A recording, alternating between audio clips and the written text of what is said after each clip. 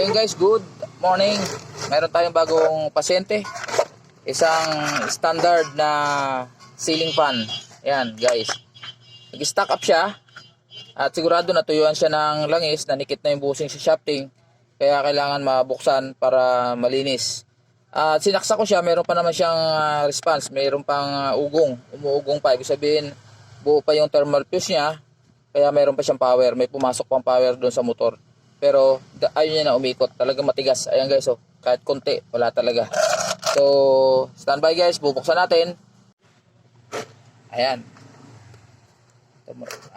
Dito muna buksan. Meron ditong lock yan. Ating pambukas. Dito ko binubuksan niya para madali magtrabaho. Dito sa gilid. May tornilyo dito. Tanggalin natin yung cap.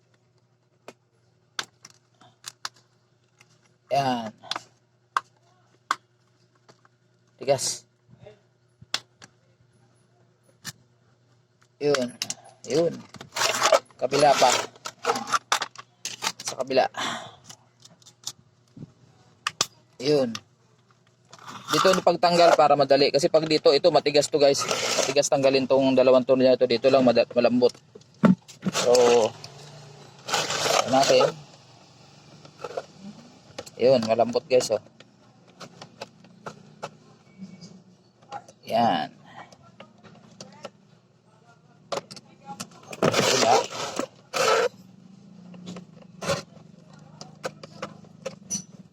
Kailangan to ni customer mamayang mga alas 3. Para madali. Ayun. Para makakilos tayo ng maayos.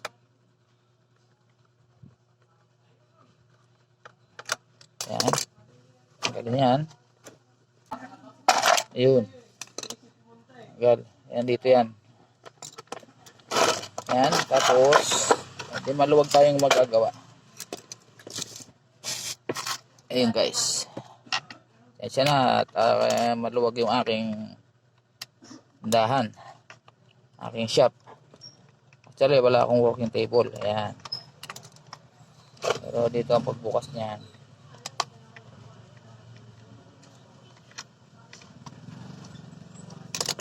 Pag magbubukas kayo guys, lalo kung hindi naman tayo sanay maggawa nito, mag-maintenance, tatandaan natin yung mga kung saan to nakapwesto. Itong ganito, yung cord, yung pasokan ng cord sa loob. Ayan, hila. Ayan guys, tulak yun doon para maluwag. Ayun, tapos ito naman sa harap. Parang hindi kita yung aking ginagawa. Ayan. Ito. Ganito.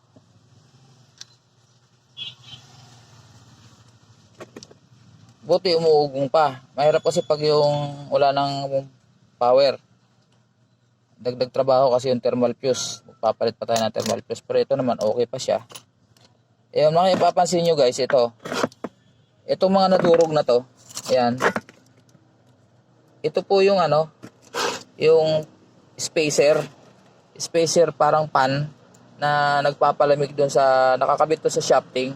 Nagpapalamig doon sa motor ko.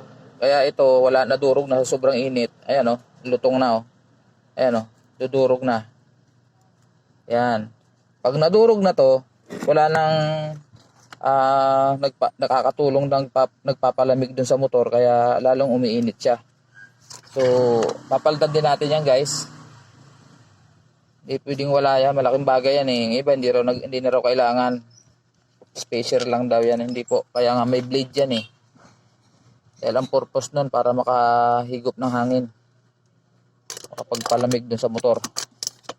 Ayan guys, oh. Ito yan, oh, yung ganun, oh, yun, oh. Ayan, oh, may blade siya, ayan, oh. Yung umiikot na yun. Dito yung sa likod, nadurog na. Ayan. Ayun.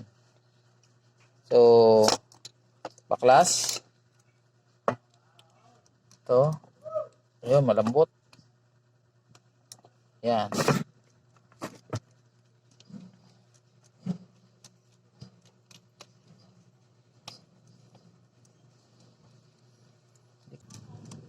Yan.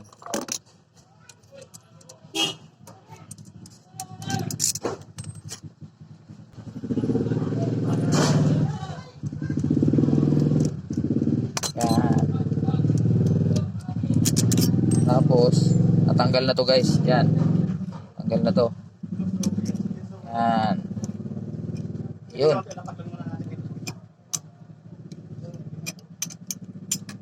Mapapansin nyo guys, yun yung bulak oh. Yung oil pump. Tuyo na. Ayan oh. Wala nang kalangis-langis. Ilahin natin to. Ayan guys oh. Kita nyo yung shafting. Ayan oh, tuyo na lalo dito sa harap. Wala pa namang tama. Liha lang to. Wala pang liig. Ayan. Tapos ito yung motor. Kailangan lang natin ilayo dito muna.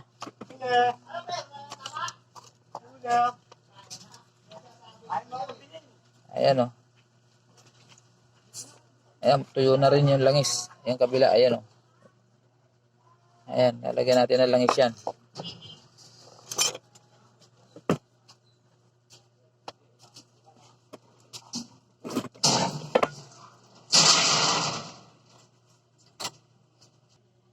So ito guys, tinanong ko kanina, akala ko okay pa siya. Pero nung ilagay ko rito, ito yung kapartner niya kasi, may alog na guys oh. Ayan oh. Hindi na po pwede yan guys. Mag-iinit siya at pag lumakas pa yung ano yan, uugong na lang yan, hindi na siya iikot. Ayan oh, luwag oh. So ito ang tinamaan nito, yung bushing. Yung shafting niya okay pa naman. Tingnan natin. Tingnan natin kung kaya pang daanin sa liha tong shafting.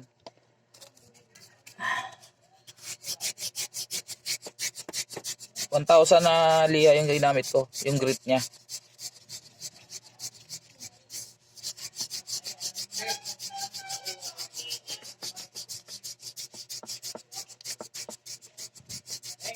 Ang pagliha guys, pa ganyan ha, paayon sa shafting, hindi pa ganon. Kailangan pa ganyan.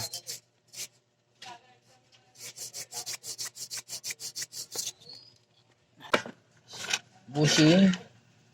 Tingnan natin kung walang alog. Ito yung bagong bushing guys. Bushing lang. So tatanggalin natin guys itong bushing nito. Kasi dito wala siyang alog, ayan oh. Pag dito, grabe alog. Ayan o. Ayan o. Kita nyo guys. Pag ganyan ang alog, hindi na po pwede. Kahit dun sa may walang tama na, dun sa walang tamang part ng shafting, maalog pa rin siya. Ayan o. Ayan o, laki. Hindi po pwede ang ganyan. Kita ba? Ayan o, laki. So, kailangan natin tanggalin tong bushing para mai-fit natin dito. Yung bagong bushing papalitan natin. Ayan. So, ayun guys, natanggal ko na yung cover niya ng bushing. Ayun. Papansin nyo guys, oh, tanong mo kulay ng bulak, oh. Tuyong-tuyo na siya. Dapat siya basa. Ayan, pag piniga ko, wala na. Tuyong-tuyo talaga. So, common naman yan. Katagalan siyempre natutuyo yung langis. Common yan sa mga electric fan, sa mga bushing. Kahit anong brand yan. Ito, standard. So kahit anong brand yan, talagang matutuyo at matutuyo katagalan. Siyempre, ginagamit natin, nagkikiskisan yan, yung loob, yan sa loob, yan o. Kikiskisan dito yan. Kung mapapansin nyo guys, ayan o. Grabe na yung play ng bushing dun sa shafting. Yan. Yan, pag umiikot yan, dyan nagkikiskisan yung bushing at shafting. Pag natuyo ng langis, automatic, kagasgasin niya yung bushing or shafting. So far, ito naman shafting okay pa. Yan, inulit ko lang. Yan. So, ulit. Total, mahilig ako umulit. Kita nyo? Napakita ko lang sa inyo guys kung bakit kailangan magpalit ng bushing. Ayan o. Malaki na yung play. Ayan o. Grabe. Mantalang, kahit hindi pa natin ikinakabit sa housing niya, ayan, makita, ikot lang siya. Wala siyang galaw. Ayan o. Okay. So, lalagay natin to dito. Tapos, syempre ito, lagay natin dyan, ganyan. Yan. Tapos, babasahin natin siya ng langis. Yan. Ito ang binabasa ng langis. Yan, ulitin ko ulit ha. Pero ako minsan, Dinalagyan ko ng konting bulak yung loob para may extra siyang lagayan ng langis. Konting-konti lang para makatulong lang dun sa manipis na oil foam ito. Kaysa ito lang ilagay mo. Ang ginagawa ko, linalagyan ko ng konti. Makikita nyo may mga space yan dun sa gilid. Ayan o. Yung may hati siya, may division siya na konti. Lalagyan ko siya ng kapiranggot na bulak. Bulak lang na ordinary. Ayan, walang special na bulak. Bulak lang yung ginagamit natin sa ating mga panlinis na sugat. Yan, yan. Panlinis ng tenga. Bulak. Yan, manipis lang yan guys. Bulak lang kasi kaya akala nyo makapal. Pero manipis lang yan. Kapiranggot lang. Ganyan ang ginagawa ko pag nagpapalit ako ng bushing. Parang dagdag lagayan ng langis. Ayan. Ayan. Manipis na manipis lang. Isiksik mo lang ng ganun. Ayan. At least meron siyang ekstrang langis dun sa lagayan ng langis. Ayan. Parang kumapal yung kanyang oil foam. Kita ba? Ayan. Siyempre lagay mo ng langis. Ayan. Tamang-tamang langis lang. Ayan. Tapos siyempre ilalagay natin ito uli. Ayan. Tapos ibabalik natin yung kanyang cup. Ito inangat ko ng konti. Baka ibalik natin yung kanyang dating. Kailangan siya nakatungo. Para maipit niya yung bushing. Ayan. Ito kasi yung tumutukod dyan. Ayan. Ayan. Tapos gamit tayo ng meron ako ditong ito sakit na ang size niya ay 22. Yan, 22 tsaka 23 depende sa laki ng ano. Ngayon, delikado to magkabit, dandahan lang kasi baka bungi.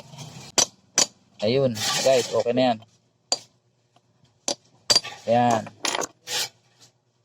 Ayan guys, oh, kulang pa na konti. Yun. Ayan. Okay na siya guys. Kung kanina sumasayaw siya, ngayon di na. Ayan o, ikot lang na pag ganun. Wala na laro o. Wala laro yan, pero hindi yung alog. Ayan o. Kasi gumaganon talaga yan eh. Pero wala nang alog. Ayan. Okay. So yung kabila, tinesting ko kanina, hindi naman siya umaalog. Ayan o, wala. Wala siyang alog. Ayan o. Ayan, wala siyang ikot lang din. So ito ay langis lang. Maganda pa naman yung kanyang ano, halos basa pa yung bulak pero dagdagan natin ng langis. Ayan. Kasi ang kumapit yung sa may harap lang. Ito yung nasa likod, to yung nasa may gearbox. Ayan. Ayun, basa na. So ito, liyahin natin ng konti. Ang harap. Makikita nyo guys, ito, yan, oh. Ito yung papaltan ko, yan, oh. Malutong na, yan, oh. Ayan, oh. Sa sobrang init, ayan, oh. Naubos na rin siya. Ayan. So, ganun ang nangyari dyan. Ang gagawin natin ito, tanggalin natin to. Ayan lang, mahirap magtanggal. Ayan. Tapos papalitan natin siya ng bago. Ito, importante ito kung mamaya susukatin natin kasi ito may kanya-kanya siyang haba. Pag naipalit nyo dito ng ganyan kataas, eh tutukod siya mamaya pag inipit na natin. So kailangan natin ng bagong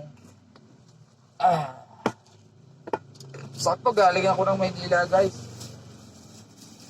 Dahil wala na nga ako nitong spacer. Ito guys oh.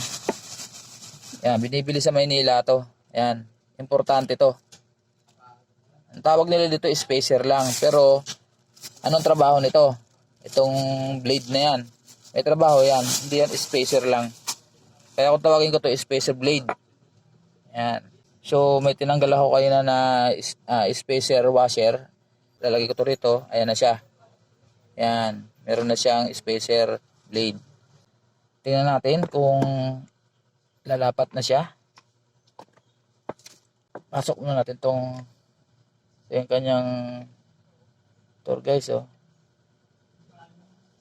Ayun.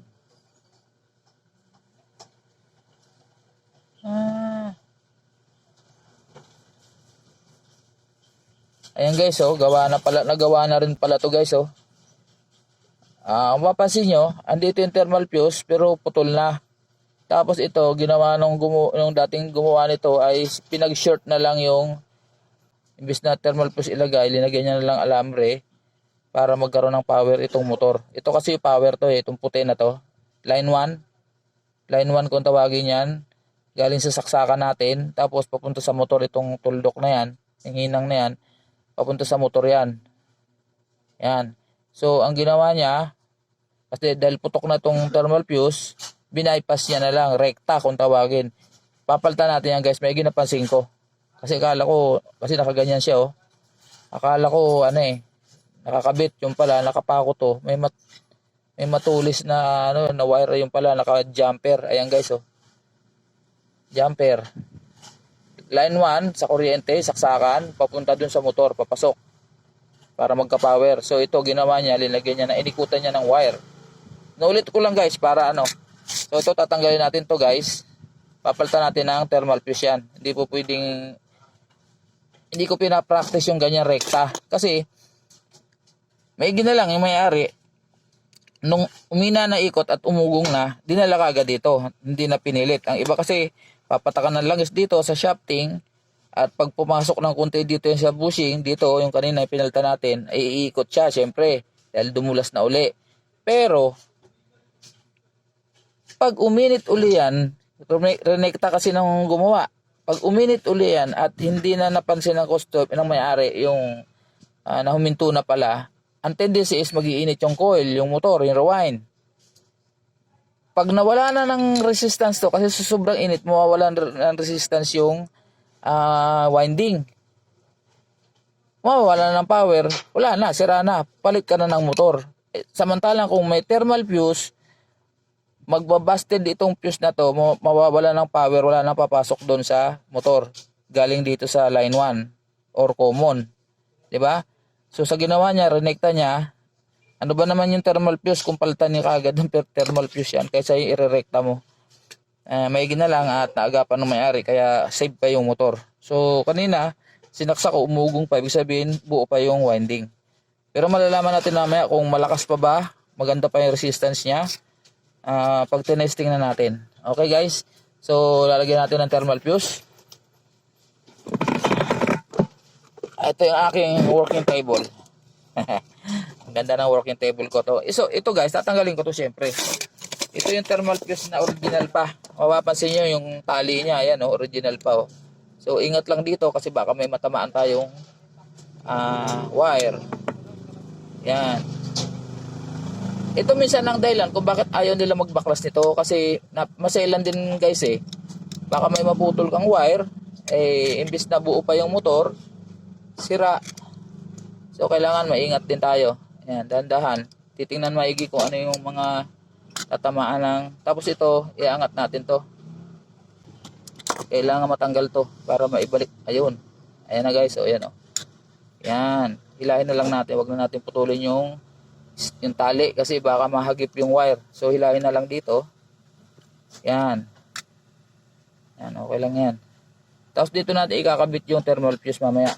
Ito yung thermal fuse na ikakabit natin guys. Pakita ko sa inyo. Square yung tinanggal, square din ilagay natin. Ito, napaka-importante nito guys. Thermal fuse na yan. Yan ang magsisave sa motor o pag na-overheat, imbis na masunog, magkakat itong wala nang papasok na kuryente. So dito natin ilalagay yan mamaya. Yan. So sukatin lang natin yung haba. So doon ang hinang at saka dito. So dito tayo magpuputol. Yan guys, may gumagawa dito sa kalsada. Yan, ganyan. So ganyan na magiging forma niyan. Pero lalagyan natin ito ng insulation, balot. Ayan, so ayun guys, nag-mute ako ng aking dahil ang ingay ng jackhammer. So ito dinagyan ko na ng insulator yung thermal fuse yung paa. Hindi pwede kasi walang yan dahil baka magdikit sa wire, shortage. So ayan, pinutol ko na yung tamang distance niya magkabilang para mahinangan. Ayan. Tapos gagamitan ko yan guys ng strap. Yan, ganyan. Yan, para nakadikit siya dun sa winding. Ayun guys, laging nakadikit yung thermal fuse sa winding sa motor para madidetect niya yung init just in case na mag-overheat. Ayan. Tapos hinangin natin yan. Tatakpan ng kamay ko. Kailangan nakahinang yan maigi. Ayan. Ayan. Tapos lalagyan ko rin ng extra insulator yung yung pinakang ulo ng thermal fuse mamaya. Para hindi siya direktang nakadikit sa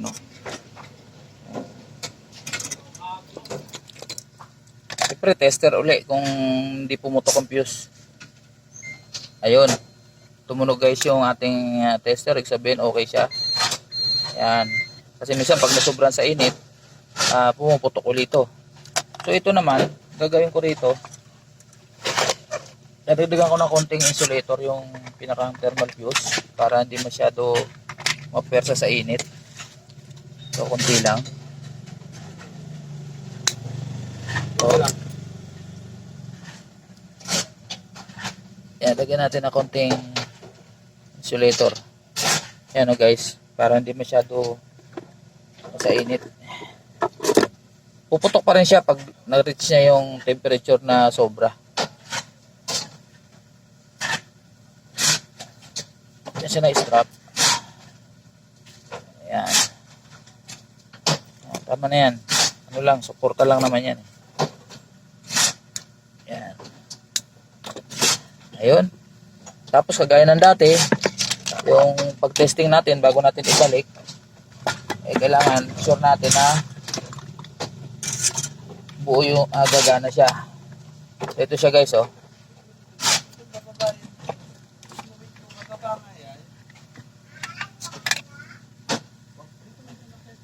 Ayun.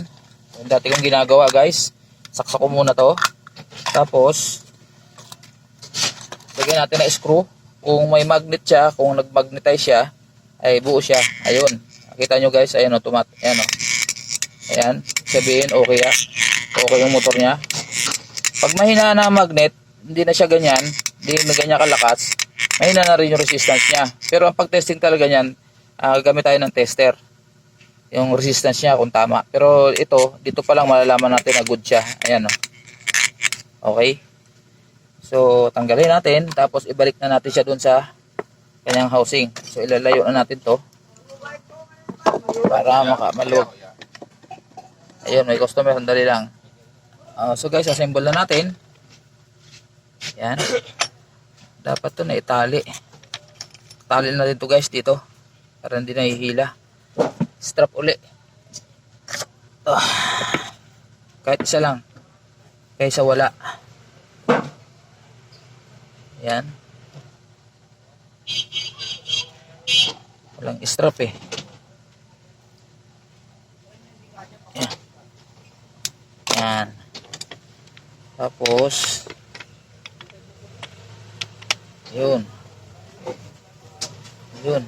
Tapos lagyan natin tong, lagyan ko na ng langis to kanina. Okay na. Salpak natin to rito. Ayun. Tapos lagyan na natin to. Yan. Ayun, tama lang yan.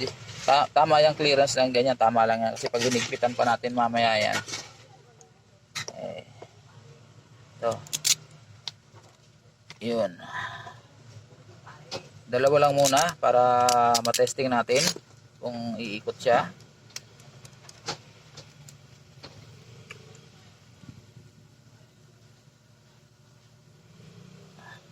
Yan.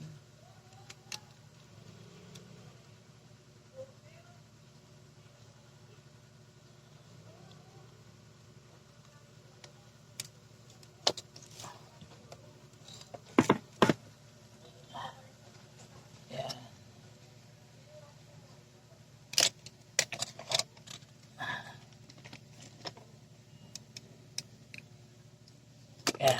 So, ayun guys, maalwan yung kanyang ikot, kunting align. Ayun, saksak natin guys. Pero lagyan natin ng masking tape para makita yung ikot. Lagyan natin ng masking tape yung kanyang shafting. Ito, konti lang para makita lang yung ikot. Ayan, sasaksak ko guys. Ayun, umiikot siya. Ngayon, gaya ng dati, pigilan natin ito ng konti. Malalaman natin kung mahina na yung capacitor. Ayan. Ayan, so okay siya. Ayan. Good siya guys. So guys, so lalagyan natin ng tornilyo na, kumpletuhin na natin bago natin takpan. Ayan. Ayan.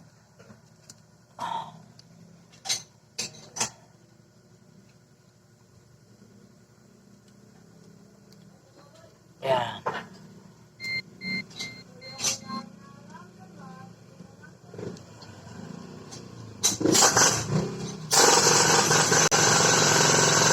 So ayun, maingay na naman sa labas. So ito, nag-voice over na lang tayo. Ayan. Tinatakpan na lang naman natin yung yung electric fan para matesting na natin ng tuloy-tuloy. Tapos syempre kakabit ko muna yung gearbox. Yun, yung pinakang gearbox doon sa base. Yan.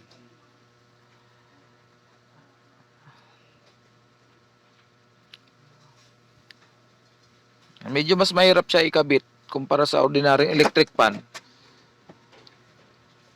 Yung pinakang ng gearbox, pinakang arm para mag-rotate siya. Ayan. So inihigpitan na natin. Nakakabit na yung gearbox. Ayan, dalawang tornilyo. Kabila. So guys, kung bago ka pa sa aking channel, paki-like at subscribe sa aking channel at paki-hit na rin ang notification bell para updated ka sa mga bago ko pang upload, kagaya ng itong mga pagre-repair. Ayun guys, at natakpan ko na. So iti-testing na natin, sasaksak natin yan para makita natin kung okay yung ikot, yung pag-rotate niya. Ang rotate ng ganitong kaya tawag sa kanya ay orbit, ay 360 orbit eh. Yan guys, ayun na. May ikot na. Ayun, maraming salamat sa panonood at sana nakatulong po sa inyo.